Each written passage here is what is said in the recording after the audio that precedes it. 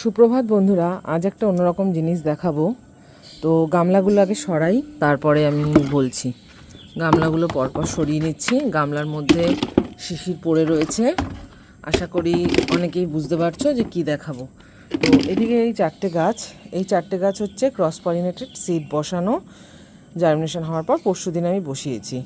তো বীজগুলো যেহেতু জার্মিনেশন করানো হয়ে গেছে, গাছটা আমাকে গ্রো করাতেই হবে, না হলে আমার ওই পরিশ্রমটাই বৃথা যাবে। তো মেন যেটা ব্যাপার সেটা হচ্ছে গাছ ডরমেন্সি যাওয়ার টাইম হচ্ছে। এই যে শিশির পড়ে, শিশিরে কিন্তু পাতা নষ্ট হয়।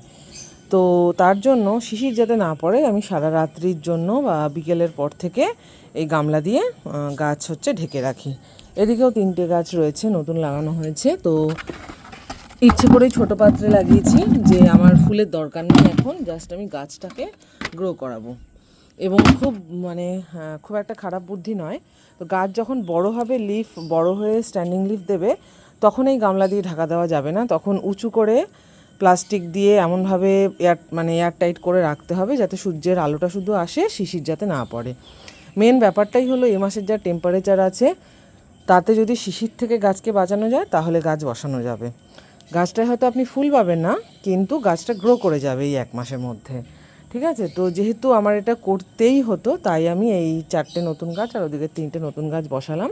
তো এই গাছগুলো গ্রো করানোই হচ্ছে উদ্দেশ্য। তারপর যে রানার বেরোবে সেগুলো ফেব্রুয়ারি মাসে বসিয়ে আবার সেখান থেকে ফুল পাবো। এখন এই সকাল 6টা বাজে। তো আমি আরও আগে ছাদে এসেছি।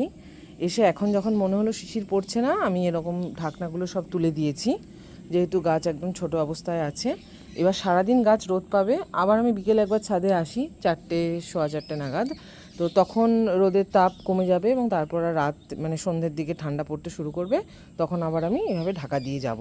তো গাছ বড় হলে এই গামলার পরিবর্তে উঁচু কোনো সেট আপ, যেটাতে গাছের স্ট্যান্ডিং লিফ থাকতে পারবে, সেইভাবে সেট আপ করে ঢাকা দিয়ে রাখতে হবে, জাস্ট যাতে গাছে শিশির না পড়ে। এই হলো ব্যাপার। তারপর একদম ঠান্ডায় তো গাছ ডরমেন্সি যাবেই, সেটা তো কিছু করার নেই।